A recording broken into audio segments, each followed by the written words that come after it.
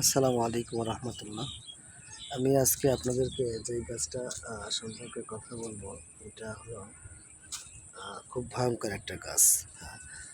লোকে বলে গাছের গুণ নাকি আল্লাহ তাআলা দিয়েছেন, এবং আল্লাহ তাআলা সত্যি গাছের গুণ দিয়েছেন এটা সবাই জানে এবং আমরা বিশ্বাস করি।